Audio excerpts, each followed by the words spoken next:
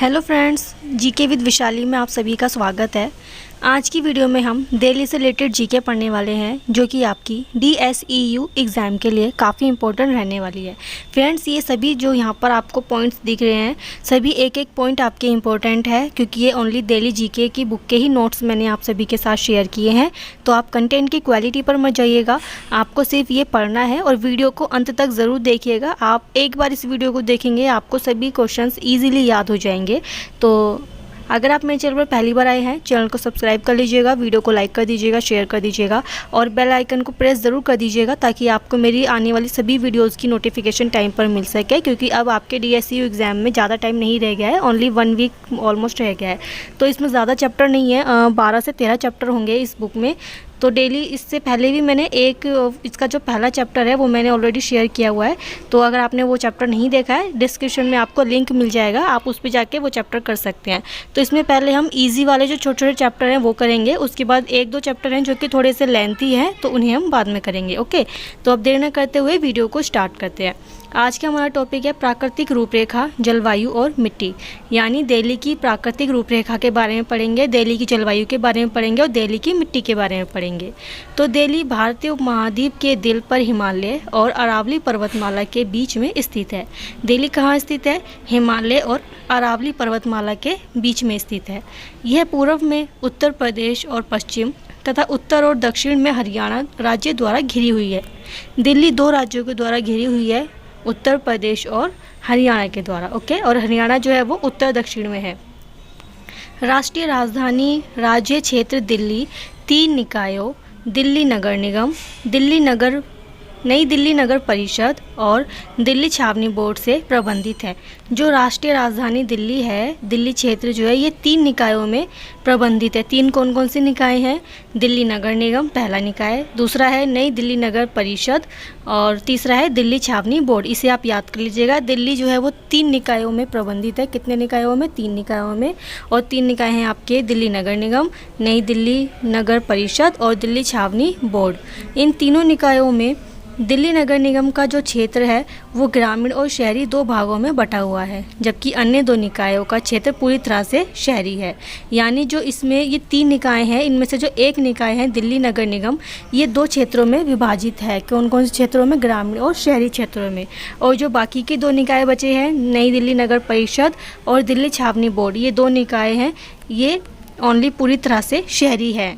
Okay, only एक ही निकाय है जो कि शहरी और ग्रामीण दोनों क्षेत्रों में बटा हुआ है। बाकी अन्य 2 जो निकाय हैं वो सिर्फ शहरी हैं, पूरी तरह से वो शहरी हैं। अब हम नेक्स्ट पैरा करते हैं। नेक्स्ट पैरा कर लेते हैं अब। दिल्ली का संपूर्ण क्षेत्रफल 1483 वर्ग किलोमीटर है। वेरी इंपॉर्टेंट है। दिल्ली का पूरा क्षेत्रफल कितने वर्ग किलोमीटर है? 1483 वर्ग किलोमीटर, जो देश के कुल क्षेत्रफल का 0.05% है। यानी दिल्ली का संपूर्ण क्षेत्रफल 1483 वर्ग किलोमीटर है, जो कि पूरे देश के कुल क्षेत्रफल का 0.05% है।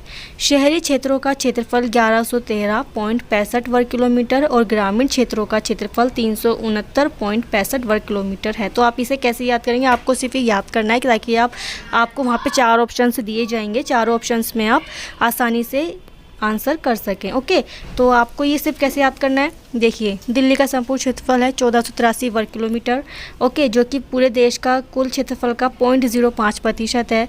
दिल्ली के क्षेत्रफल में शहरी क्षेत्रों का क्षेत्रफल कितना है? 1113। आपको सिर्फ 1113 याद करना है, उसमें ऑप्शन होंगे, आप उसको लगा दीजिएगा। 1113.65 और शहरी क्षेत्र है हो गए आपकी 1113 और ग्रामीण क्षेत्र हो गया आपका 369। आपको 369 याद करना है बस, बाकी आप ऑप्शन देखेंगे आपको याद हो जाएगा। ओके, अब नेक्स्ट पॉइंट है, दिल्ली की भौगोलिक स्थिति उत्तर में 28 डिग्री से 24 सेकंड से 28 डिग्री से 50 सेकंड तथा पूर्व में 76 डिग्री से 50 सेकंड से 77 डिग्री से 20 सेकंड तक है। तो आप इसे कैसे याद करेंगे? दिल्ली की भौगोलिक स्थिति कैसी है? उत्तर में 28-24 से 28-50 और पूर्व में 76-50 से 77-20 तक है। आपको इसी तरीके से याद करना है, क्योंकि यहाँ पे आपको 4 ऑप्शन दिए जाएंगे। 4 में से आपको, जब आप इन्हें याद कर लेंगे, आपको ऑप्शन देखकर ही याद हो जाएंगे आंसर। ओके, अब नेक्स्ट पॉइंट करते हैं। दिल्ली की लंबाई वेरी इंपॉर्टेंट। दिल्ली की लंबाई कितनी है? 51.90 किलोमीटर। 51.90 किलोमीटर। आप ऐसे याद कीजिएगा, जैसे मैंने बोलकर बताया आप ऐसे ही याद कीजिए, क्योंकि आपका इंटरव्यू नहीं होगा, वो इंटरव्यू में नहीं पूछेंगे कि आप 51.90 बोलिए, 51.90 मत बोलिए, ऐसे नहीं पूछेंगे। वो आपको सिर्फ क्वेश्चन में ऑप्शंस पे आंसर का लगाना है। ओके, तो दिल्ली की लंबाई है 51.90 किलोमीटर, चौड़ाई है 48.48। 51-90 लंबाई, 48-48 चौड़ाई। ओके, नेक्स्ट पॉइंट करते हैं अब। संपूर्ण दिल्ली के अंतर्गत 112 गांव, 110 नगर, 11 ज़िले और 33 सब डिवीज़न है। यानी पूरी दिल्ली में कितने गांव हैं? 112 गांव हैं, 110 नगर हैं, 11 ज़िले हैं और 33 सब डिवीज़न है। बहुत ही ज़्यादा इंपॉर्टेंट है ये भी पॉइंट आपका। दिल्ली के अंतर्गत कितने गांव हैं? 112 गांव हैं, 110 नगर हैं, 11 ज़िले हैं और 33 सब डिवीज़न है। नेक्स्ट पॉइंट, भू आकृतिक दृष्टि से दिल्ली को निम्नलिखित 3 भागों में बांटा गया है। आपके पेपर में ये क्वेश्चन आ सकता है कि भू आकृति की दृष्टि से दिल्ली को कितने भागों में बांटा गया है। तो आप लिखेंगे दिल्ली को 3 भागों में बांटा गया है। 3 कौन कौन से भाग हैं? यमुना बाढ़ एवं गरीपादीय मैदान, दूसरा है पहाड़ी मैदान और पहाड़ी प्रदेश और तीसरा है मैदानी प्रदेश। पहला है यमुना बाढ़ और गरीपादीय मैदान, दूसरा है पहाड़ी प्रदेश और तीसरा है मैदानी प्रदेश। तो ये 3 भू आकृतिक दृष्टि से दिल्ली को 3 भागों में बांटा गया है। पहला भाग the Yamuna flood and piedmont plain और the ridge and the plain. आप इन्हें याद कर लीजिएगा। ओके, अब नेक्स्ट पैरा करते हैं। फ्रेंड्स, आई होप आपको इतना समझ में आया होगा।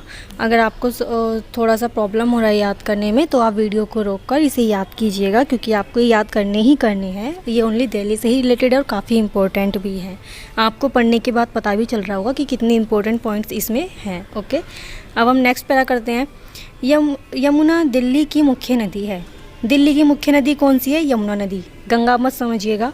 दिल्ली की मुख्य नदी है यमुना नदी, जो कि उत्तर से दक्षिण की ओर प्रवाहित होती है। दिल्ली की मुख्य नदी है यमुना नदी, जो कि उत्तर से दक्षिण की ओर प्रवाहित होती है। यह नदी इस प्रदेश में सदियों से बह रही है। इस नदी ने अपने प्रवाह के दौरान अपने दोनों किनारों पर उपजाऊ जलोढ़ मिट्टी का निक्षेपण किया है।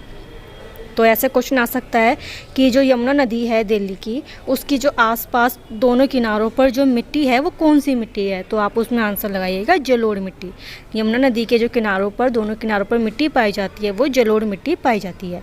नेक्स्ट, यह नदी इस प्रदेश में उत्तर में पाला गांव से प्रवेश करती है और इसे पूर्व में जैतपुर के पास छोड़ती है। यानी जो यमुना नदी है वो उत्तर में, दिल्ली के उत्तर में पाला गांव में प्रवेश करती है। कौन से गांव में प्रवेश करती है? पाला गांव में प्रवेश करती है और पूर्व में जैतपुर के पास छोड़ती है। ओके, नेक्स्ट पॉइंट, वजीराबाद तक यह दक्षिण की ओर प्रवाहित होती है और वहां से पूर्व की ओर मुड़ जाती है। लाल किला के पास से बहती हुई ये ओखला की ओर दक्षिण पूर्व दिशा में प्रवाहित होती है। आप मेन पॉइंट याद कीजिएगा कि दिल्ली की जो मुख्य नदी है वो यमुना नदी है। ये उत्तर से दक्षिण की ओर प्रवाहित होती है। ये सबसे पहले पाला गांव में प्रवेश करती है, जो कि दिल्ली के उत्तर में है। ओके, उत्तर में पाला गांव में प्रवेश करती है और पूर्व में जैतपुर के पास ये छोड़ती है। अब नेक्स्ट पॉइंट करते हैं, दिल्ली की जलवायु के बारे में हम पढ़ेंगे। तो दिल्ली में गर्मियाँ शुष्क और गर्म तथा शीत ऋतु काफ़ी ठंडी होती है, जो कि यहाँ के जलवायु की मुख्य विशेषता है। यानी जो दिल्ली की जलवायु की मुख्य विशेषता क्या है? दिल्ली की जलवायु की मुख्य विशेषता ये है, दिल्ली में गर्मी में ज़्यादा गर्मी पड़ती है और सर्दी में ज़्यादा सर्दी पड़ती है। यही दिल्ली की जलवायु की मुख्य विशेषता है। नेक्स्ट पॉइंट, दिल्ली की जलवायु इसके अंतःस्थलीय स्थिति से प्रभावित होती है। वर्ष के अधिकांश समय में यहाँ महाद्वीपीय वायु की प्रमुखता रहती है। यानी वर्ष के अधिकांश समय में यहाँ पर महाद्वीपीय वायु की प्रमुखता रहती है। वर्ष में केवल 3 महीने जुलाई, अगस्त और सितंबर में यहाँ समुद्री हवा का प्रभाव रहता है। यानी वर्ष के पूरे साल में 3 महीने जुलाई, अगस्त और सितंबर के ऐसे महीने होते हैं जब समुद्री हवा का यहाँ पर प्रवाह रहता है, जिससे यहाँ आर्द्रता हो जाती है और वर्षा होती है। ओके, नेक्स्ट पॉइंट करते हैं। नेक्स्ट पॉइंट है, वर्ष में केवल 3 महीने जुलाई, अगस्त और सितंबर में यहाँ समुद्री हवा का प्रभाव रहता है। यह भी आपने पढ़ा था, जिससे यहाँ आर्द्रता हो जाती है और वर्षा होती है। वर्ष को 4 ऋतुओं में विभाजित किया जा सकता है। यानी दिल्ली की जो ऋतुएं हैं वो 4 भागों में बटी हुई हैं। जाड़े का मौसम नवंबर के अंत से शुरू होता है। यहाँ पर दिल्ली में जाड़े का जो मौसम है वो नवंबर के अंत से शुरू होगा और मार्च के प्रारंभ तक चलता है। और गर्मी का मौसम मार्च से शुरू होकर जून तक चलता है। ओके, तो नवंबर के अंत से शुरू होता है और मार्च के प्रारंभ तक चलता है ठंड का यानी जाड़े का मौसम। और गर्मी का मौसम चलता है मार्च से शुरू होता है और जून तक चलता है। जुलाई से सितंबर तक वर्षा का मौसम रहता है, जिसे आप मानसून भी बोल देते हैं, है ना। तो जुलाई से सितंबर तक वर्षा का मौसम रहता है। अक्टूबर और नवंबर 2 महीने गर्मी के अंत और जाड़े के प्रारंभ के मौसम होते हैं। यानी जो अक्टूबर और नवंबर ये 2 महीने ऐसे होते हैं जिसमें गर्मी का तो अंत होता है और जाड़े का स्टार्टिंग होती है यानी प्रारंभ होता है। यह मौसम काफ़ी सुहाना होता है। ओके, बहुत ही सुहावना मौसम होता है क्योंकि गर्मी का अंत हो रहा होता है और सर्दी की शुरुआत हो रही होती है। तो ये 2 महीने काफ़ी अच्छे होते हैं। अब हम पढ़ते हैं दिल्ली की वर्षा के बारे में कि दिल्ली की वर्षा के बारे में क्या क्या इंपॉर्टेंट पॉइंट है वो हम पढ़ लेते हैं। दिल्ली की वर्षा। दिल्ली में औसत वर्षा 467.1 मिलीमीटर होती है यानी mm होती है। दिल्ली में कितनी वर्षा होती है इसे आप याद कर लीजिएगा, 467.1 mm होती है। इस प्रदेश में वर्षा में वृद्धि दक्षिण पश्चिम से उत्तर पूर्व की ओर होती है। यानी दिल्ली में जो वर्षा में वृद्धि होती है वो दक्षिण पश्चिम से होकर उत्तर पूर्व की ओर होती है। तो कुल वार्षिक वर्षा का 74% केवल 3 महीने जुलाई, अगस्त और सितंबर में होता है। यानी पूरे साल में जितनी वर्षा होती है उसका 74% वर्षा का 74% भाग जुलाई, अगस्त और सितंबर में होता है। यानी 3 महीनों में इतनी ज़्यादा वर्षा होती है कि पूरे साल के अकॉर्डिंग देखा जाए तो 74% वर्षा इन 3 महीनों में ही हो जाती है। और शेष वर्षा जाड़े में मानसून से पहले और मानसून के लौटने के बाद होती है। ओके, जो 74% भाग है वो 3 महीने में होता है, जुलाई, अगस्त और सितंबर में। और जो बाकी परसेंट बची है वो शेष वर्षा जाड़े में मानसून से पहले और मानसून के लौटने के बाद होती है। ओके, आई होप आपको इतना समझ में आया होगा। आप इस वीडियो को ध्यान से पढ़िएगा, कंटेंट की क्वालिटी पर बिल्कुल मत जाइएगा और वीडियो को अंत तक ज़रूर देखिएगा। अब हम नेक्स्ट पॉइंट कर लेते हैं। अब हम पढ़ेंगे दिल्ली के तापमान के बारे में। दिल्ली में तापमान मौसम के अनुसार बदलता रहता है। शीत ऋतु में दिन और रात का तापमान काफ़ी कम हो जाता है और जनवरी वर्ष का सबसे अधिक ठंडा महीना होता है। यानी जो शीत ऋतु होती है उसमें दिन और रात का तापमान काफ़ी कम हो जाता है। जनवरी का जो महीना होता है वो सबसे ज़्यादा ठंडा महीना होता है दिल्ली में और इस समय अधिकतम दैनिक औसत तापमान 21.3 डिग्री सेल्सियस तक और न्यूनतम दैनिक औसत तापमान 7.3 डिग्री सेल्सियस रहता है। ये आप पढ़ लीजिएगा, बस ज़्यादा आपको याद करने की ज़रूरत नहीं है, इतना कुछ आप इसे पढ़ लीजिएगा, आपको याद हो जाएगा। मार्च के बीच में यानी मध्य मार्च से यानी मार्च के बीच में जैसे 15 मार्च के बाद से तापमान में वृद्धि होने लगती है। यानी 15 मार्च से तापमान में वृद्धि होने लगती है। यहाँ मई और जून में सबसे अधिक गर्मी पड़ती है। यानी मई और जून का ऐसा महीना होता है ये दिल्ली में जिसमें बहुत ही ज़्यादा गर्मी पड़ती है। अप्रैल से इस प्रदेश में स्थानीय हवा लू चलने लगती है। यानी अप्रैल महीने से इस दिल्ली में लू चलने लगती है और मई जून का महीना सबसे ज़्यादा गर्म रहता है। अगर आप दिल्ली में रहते हैं तो आपको ये याद करने की भी ज़रूरत नहीं है, आपको तो पता ही होगा कि दिल्ली का मौसम कैसा होता है, फिर भी आप इसे एक बार पढ़ लीजिएगा। ओके, मई और जून में अधिकतम तापमान 46 से 47 डिग्री सेल्सियस तक पहुंच जाता है। जून के अंत में मानसून के आगमन पर दिन का तापमान धीरे धीरे कम होने लगता है जबकि रात का तापमान ऊंचा ही बना रहता है। अक्टूबर में दिन का तापमान मानसूनी महीनों के समान ही रहता है जबकि रातें ठंडी रहती हैं। आप ये तापमान वाला जो पूरा टॉपिक है, ये पूरा जो आपको साथ मैंने भी शेयर किया है तापमान का, इसे आप पढ़ लेंगे तो आपको याद हो जाएगा। वैसे इतना ज़्यादा इम्पोर्टेंट नहीं है ये, आप इसे एक बार पढ़ लीजिएगा। ओके, अब हम नेक्स्ट पॉइंट करते हैं। अब हम पढ़ेंगे दिल्ली के मेघाच्छन्न के बारे में, यानी दिल्ली के बादलों की स्थिति कैसी रहती है वो पढ़ेंगे। तो मानसून के समय में विशेषकर जुलाई और अगस्त में आसमान भारी बादलों से ढका रहता है। इस समय अक्सर वर्षा होती है। यानी जुलाई और अगस्त में ज़्यादातर आसमान जो है वो भारी बादलों से ढका रहता है और इस समय अक्सर वर्षा होती है। वर्ष के शेष भाग में आकाश साफ रहता है और थोड़ा बहुत बादल रहता है, परंतु जनवरी, फरवरी और मार्च के प्रारंभ में कभी कभी आसमान में बादल छा जाते हैं और वर्षा हो जाती है। छोटा सा टॉपिक है मेघाच्छन्न का, आप इसे एक बार में पढ़ेंगे आपको माइंड हो जाएगा। ओके, अब हम पढ़ते हैं दिल्ली की आर्द्रता के बारे में। वर्ष के अधिकांश महीनों में दिल्ली के ऊपर शुष्क हवाओं का तीव्र प्रभाव रहता है, यानी आर्द्रता बनी रहती है, जिसे आप उमस बोलते हैं। अप्रैल, मई और जून सबसे ज़्यादा शुष्क माह होते हैं, बहुत ही गर्मी पड़ती है अप्रैल, मई, जून में।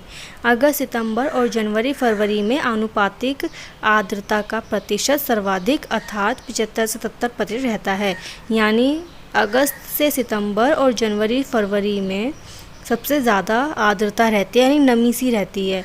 और जबकि अप्रैल और मई में आर्द्रता का प्रतिशत 33 से 38% हो जाता है। आप इनके परसेंट याद मत कीजिएगा, इतना इंपॉर्टेंट नहीं है ये। आर्द्रता, मेघाच्छन्न, तापमान इतना इंपॉर्टेंट नहीं है। आप सिर्फ इसको एक बार पढ़ लीजिएगा ताकि अगर एग्जाम में क्वेश्चन पूछा जाता है तो आप ऑप्शन को देखकर आंसर लगा सकें। ओके, बस इतना इंपॉर्टेंट नहीं है ये, परसेंटेज वगैरह नहीं पूछी जाएगी, आप फिर भी एक बार इसको पढ़ लीजिएगा। ओके, नेक्स्ट पॉइंट कर लेते हैं। अब नेक्स्ट पॉइंट है हवाएं। अब हम दिल्ली की हवाओं के बारे में पढ़ेंगे।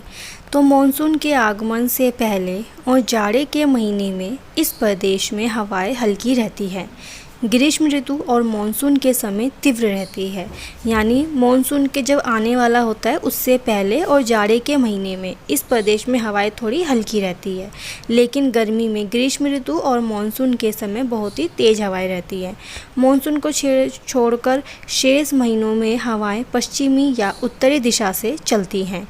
पूर्वी और दक्षिण पूर्वी हवाएं मानसून के समय चलती हैं, ये आप याद कीजिएगा। पूर्वी और दक्षिण पूर्वी हवाएं मानसून के समय चलती हैं। क्वेश्चन पूछा जा सकता है कि दिल्ली में मानसून के समय कौन सी हवाएं चलती हैं, तो आप लिखिएगा पूर्वी और दक्षिणी पूर्वी हवाएं मानसून के समय चलती हैं। नेक्स्ट पॉइंट है मिट्टी। अब हम दिल्ली की मिट्टी के बारे में पढ़ते हैं। समुद्र तल से लगभग औसतन 700 फीट ऊंचा इस प्रदेश का उत्तरी मैदान चौड़ा, अधिक उपजाऊ और घनी आबादी वाला है। ओके, समुद्र तल से लगभग 700 फीट ऊंचा इस प्रदेश का उत्तरी मैदान है, जो कि चौड़ा ज़्यादा है और उपजाऊ भी ज़्यादा है तथा घनी आबादी वाला है। दक्षिण में मैदानी भाग अधिक समतल है और बहुत अधिक खुला है। इस मैदानी भाग की मिट्टी हल्की बलुई दोमट है, जो कि कृषि के लिए योग्य है। यानी दिल्ली में कौन सी मिट्टी है? हल्की मिट्टी है, जो कि बलुई दोमट है, जो कि कृषि के योग्य है। ये भी काफ़ी इंपॉर्टेंट पॉइंट है आपके एग्ज़ाम के लिए। अब हम नेक्स्ट पॉइंट कर लेते हैं। नेक्स्ट पॉइंट है यमुना मैदान में काफ़ी गहराई तक जलोढ़ मिट्टी पाई जाती है। यमुना मैदान में कौन सी मिट्टी पाई जाती है? जलोढ़ मिट्टी। और जो यमुना, मैंने आपको भी बताया था, यमुना नदी दिल्ली की मुख्य नदी है और यमुना नदी के जो दोनों किनारों पर मिट्टी होती है वो भी जलोढ़ मिट्टी होती है। ओके, यमुना मैदान में हाल में निक्षेप की गई मिट्टी खादर के नाम से जानी जाती है। यानी यमुना मैदान में हाल ही में जो निक्षेप की गई मिट्टी है वो खादर के नाम से जानी जाती है। खादर एक हल्की बलुई मिट्टी है। खादर कैसी मिट्टी है? एक हल्की बलुई मिट्टी है, इसे आप याद कर लीजिएगा। नेक्स्ट है दिल्ली की मिट्टियों को निम्नलिखित 5 भागों में बांटा जा सकता है। ये भी इंपॉर्टेंट है, आप इसे याद कीजिएगा। दिल्ली की मिट्टियों को कितने भागों में बांटा जा सकता है? 5 भागों में। 5 कौन कौन से भाग है वो भी आप पढ़ लीजिए। बालू, रेत और चूना प्रधान मिट्टी पहली मिट्टी है, जिसे आप मोटी दोमट मिट्टी भी बोल सकते हैं। सेकंड है शेलीय, अरावली, पहाड़ी और विक्षेदित भूमि। थर्ड है बालू में दोमट। फोर्थ है चूना प्रधान, रेत और चीका दोमट। पांचवी है मिश्रित चूना प्रधान, रेत, चीका और बालू में दोमट। आप इसे याद कर लीजिएगा, पढ़ लीजिएगा, ठीक है। ये आपका लास्ट पॉइंट था। और ये जो मैंने चैप्टर आपको करवाया ये आपका दिल्ली से रिलेटेड था, ज्योग्राफी से रिलेटेड, क्योंकि आपको ये पता है DSEU एग्ज़ाम जो होने वाला है, आपका DSEU का एग्ज़ाम जो होने वाला है उसमें आपका दिल्ली से रिलेटेड हिस्ट्री, दिल्ली से रिलेटेड पॉलिटिकल, दिल्ली से रिलेटेड आपका ज्योग्राफी, दिल्ली से रिलेटेड इकोनॉमिक्स, ये सब आने वाले हैं। तो आपका ये ज्योग्राफी था जो कि आपका कंप्लीट हो गया है। आप, आई होप आपको ये पसंद आई होगी वीडियो। आपको वीडियो कैसी लगी कमेंट करके ज़रूर बताइएगा। वीडियो को लाइक कर दीजिएगा, चैनल को सब्सक्राइब कर दीजिएगा, ताकि मुझे पता चल सके कि ये वीडियो आप तक पहुंच चुकी है और ये वीडियो आपके लिए यूज़फुल रही है। और अगर आपको इसी तरह की और भी वीडियोस चाहिए तो चैनल को सब्सक्राइब कर लीजिएगा, बेल आइकन को प्रेस कर लीजिएगा। ओके, और अगर आपकी कोई भी क्वेरी हो एग्ज़ाम से रिलेटेड या इन नोट्स से रिलेटेड कोई भी क्वेरी हो, आप कमेंट करके पूछ सकते हैं। तो अब मिलते हैं नेक्स्ट वीडियो में। Bye bye, take care.